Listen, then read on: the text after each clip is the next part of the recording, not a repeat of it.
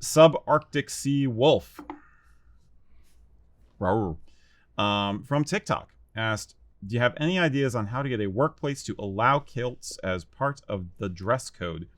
We're a university and dress is business casual.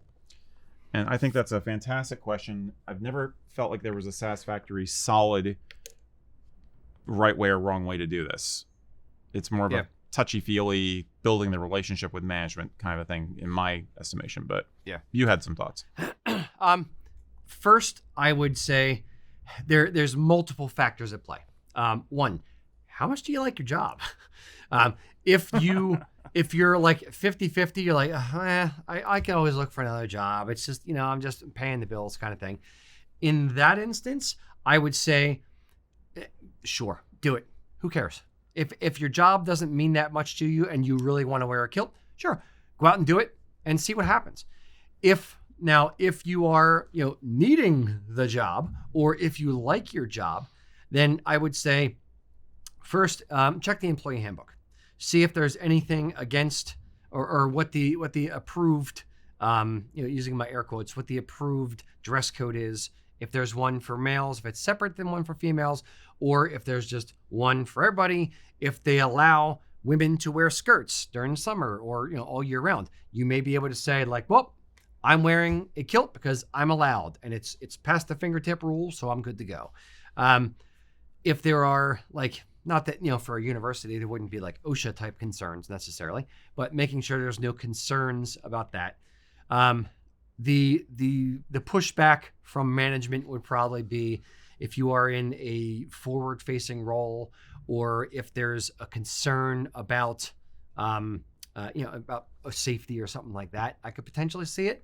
Yeah. But outside of that, most, offices are kind of a little bit more, open to guys wearing kilts.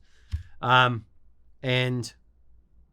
I might start there either by doing the research, or if you really, really love your job and this is your dream job, and aside from the fact that, you don't think you're allowed to wear kilts, you love everything else about it, the pay is over the moon.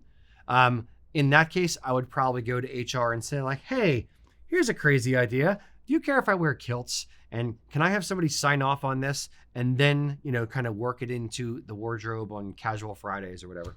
Yeah.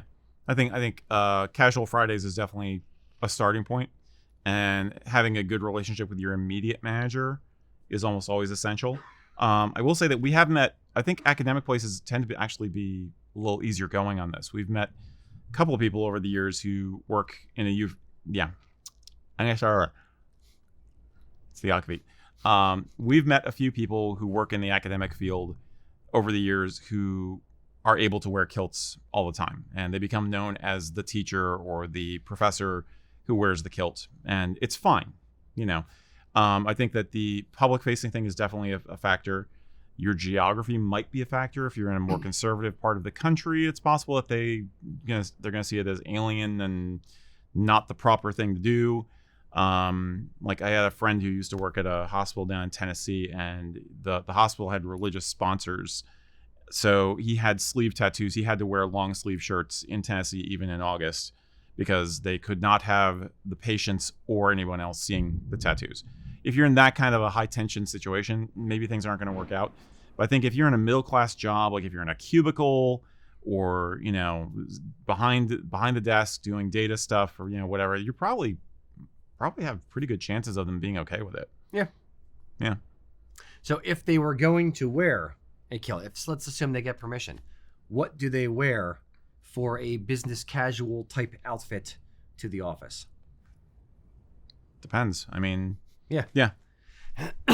Business casual is very simple these days. So yeah, it depends on what other people are wearing. I would, as a starting tack, I would probably be a touch dressier just to make sure people don't think it's too casual. Right. So I wouldn't wear like a tie-dye shirt and flip-flops with a kilt to the office. Be like, oh, it's business casual. No, I'd probably like just don't anyway. Don't do that ever. But if let's say the other people in the office are wearing like a button-down shirt and tie, but they don't have a jacket on, then sure, I would wear maybe a dress shirt and a vest. Or if they're wearing polos, then I wouldn't go below polo for business casual in an office kind of thing. I would probably wear kilt hose and flashes. I wouldn't go sneakers necessarily. I may wear like, wingtips or ghillie brogues with kilt hose, flashes, kilt, a nice day sporran belt and buckle, and polo would probably be where I would land. So let me know, do you wear a kilt to work? And if you do, did you ask permission or did you just start wearing it? The other question I want to know the answer to, did you get pushback from the higher ups or are they completely cool with it? Let us know in the comments. Until next time, stay kilted, my friends.